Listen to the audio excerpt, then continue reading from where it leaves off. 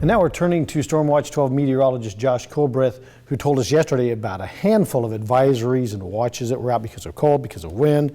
Those have kind of passed generally now, yes?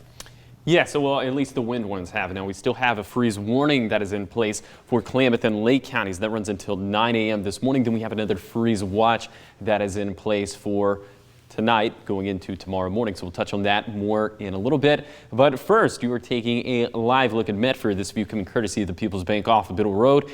It's a chilly one out there, 45 degrees this morning. We are seeing some clouds. They'll break apart a little bit later in the day. Even colder over on the east side this morning. We are all sitting in the 20s, mid to upper 20s, 29 for Klamath Falls, 26 degrees for Lakeview. So there will be a little bit of frost on those wind chills this morning in Klamath and Lake counties.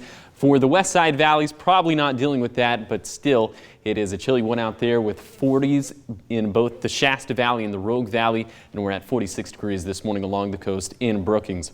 Here's your hiking planner for today, and it is a gorgeous day, at least it will be, to take a hike as temperatures are going to warm up into the 70s a little bit later in the day. Lots of sunshine, which does mean there will be the risk for a sunburn today, so just be sure you are putting on the sunscreen and reapplying it.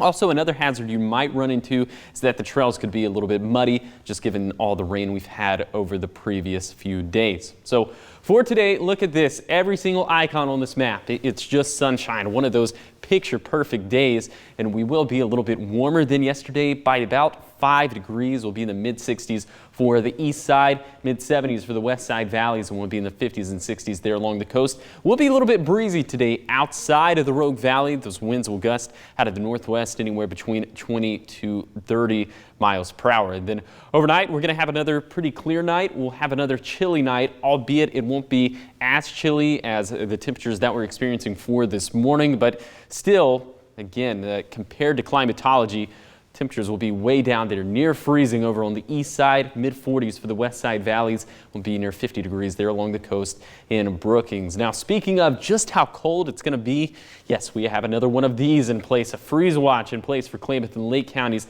This goes from 2 in the morning to 9 in the morning on Wednesday. Some of those lows could get all the way down into the lower 30s, so be sure you're protecting the outdoor pets, the plants, and the plumbing. Here's your yard work forecast for the next few days in Siskiyou County, keeping things pretty warm and pretty dry up until Friday. That's when we do have a chance for some thunderstorms, and some of that will linger into Saturday as well. It does look like Friday and Saturday will be the best chances for rain. It's very good that we're getting some beneficial rain this late into wet season. And of course, we don't like to see the chances of lightning coming along with that.